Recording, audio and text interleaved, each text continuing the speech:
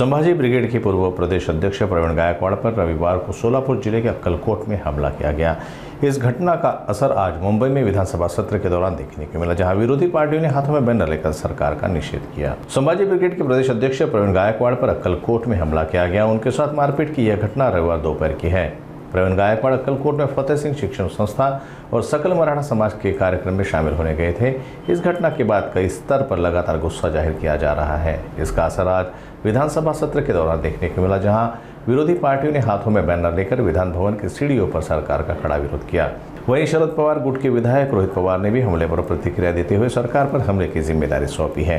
Media से बात करते हुए उन्होंने साफ कहा कि मुख्य सूत्रधार बीजेपी पदाधिकारी दीपक काटे हैं, जिसे पुलिस और सरकार का समर्थन है। उन्होंने यहाँ तक कह दिया कि यह प्रवीण गायकवाड़ को जान से मारने की साजिश थी। काल जर आपण बघितलं दीपक काटे ज्याच्यावर अनेक केसेस आहेत, तो भाजपचा युवा मोर्चाचा पदाधिकारी आहे।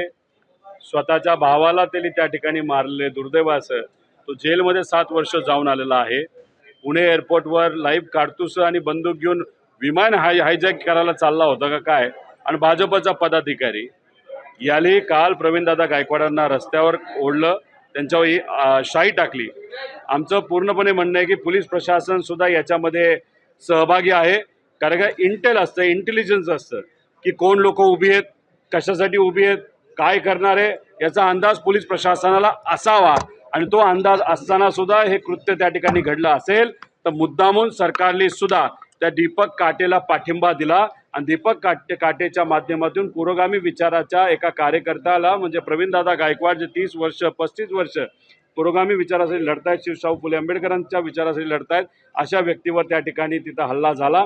आणि तो हल्ला फक्त शाई फेकण्यापुरता नसून असंही म्हणलं जातं तर दीपक काटेच्या अंगावर बंदूक होती, पिस्तूल होता आणि कदाचित तिथं प्रवीणदादा गायकवाडांचा तिथं मृत्यू सुद्धा होऊ शकला असता, नाही तर तिथं त्या ठिकाणी त्यांच्यावर आघात सुद्धा झाला असता।